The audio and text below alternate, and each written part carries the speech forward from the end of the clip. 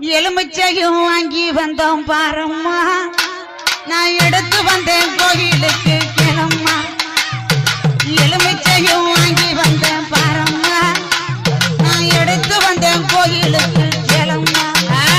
நான் கனிமாலை கொண்டு வந்தேன் பாரம்மா, என் காளியாவ கழுத்தில் சூட வந்தோம்.